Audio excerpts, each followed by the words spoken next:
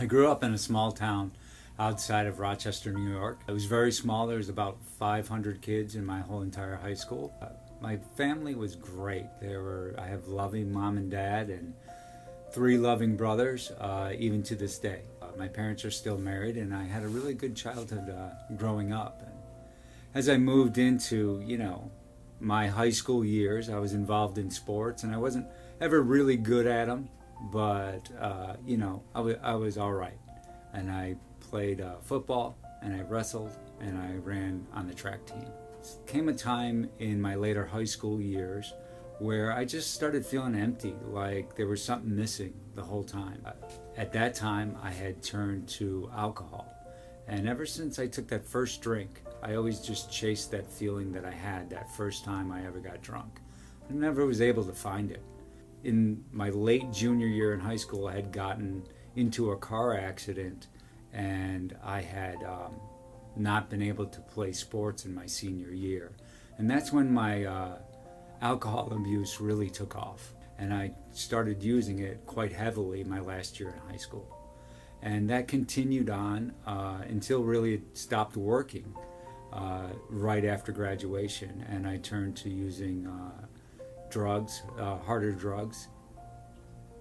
When I was 22 years old, I ended up marrying the girl that I was dating. We ended up having a baby together. And shortly after that, when my son was about 2 years old, my wife at the time was really tired of my drug and alcohol addiction, and she ended up leaving me. And I came home from work one day, and she was driving down the street with my son in the car. I came to a point where I found out that I couldn't stop drinking, and that really scared me. And I couldn't stop using the drugs. Although I'd go through times of 1 or 2 days without, I always went back to it, and I couldn't stop. It was a scary feeling to have. I decided to go to Alcoholics Anonymous. I started going to AA meetings and hanging out with guys in the AA rooms, and they showed me how to get sober and drug-free. That seemed to be working really quite well.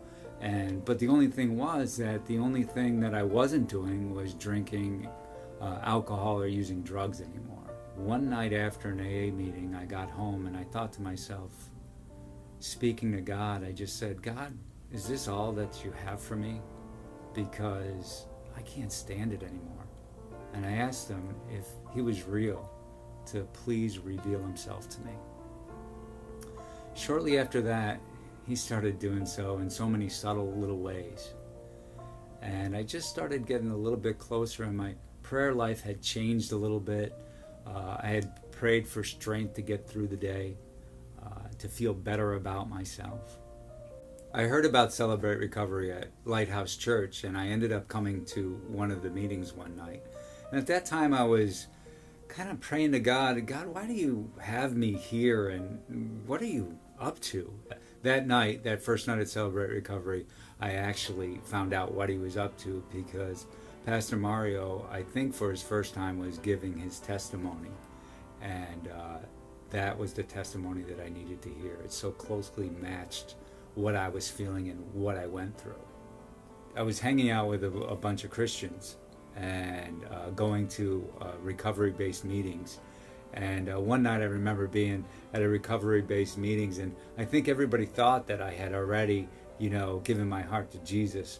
So I went up to Pastor Paul, who happened to be at that meeting that night, and I said to him, I haven't been, walking the right way, and maybe I should say that sinner's prayer again.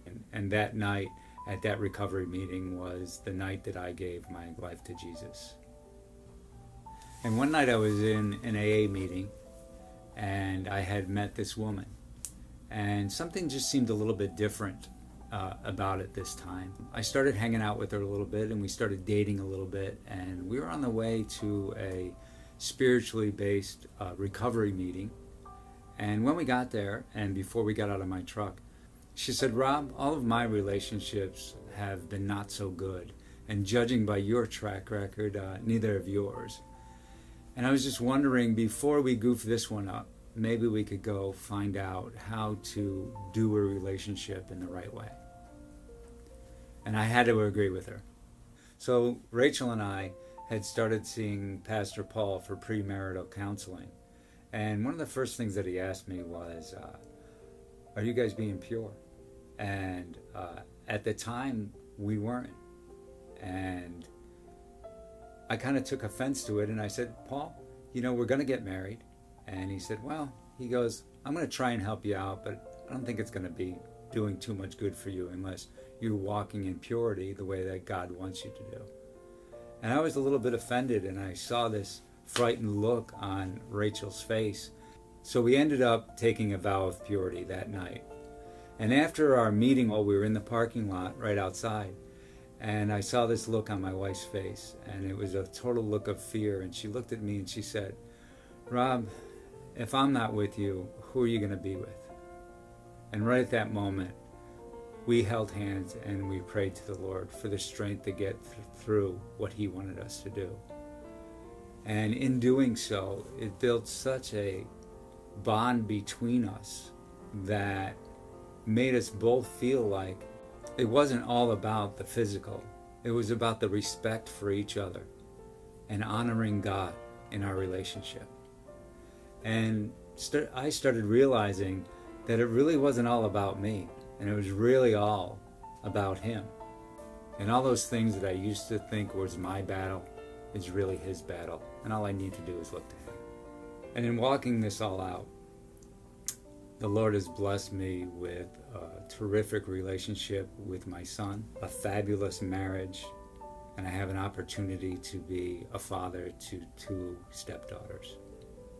As a result of me and my wife walking all of this out, I've seen God do amazing things in me and amazing things in my wife and amazing things in my stepdaughters.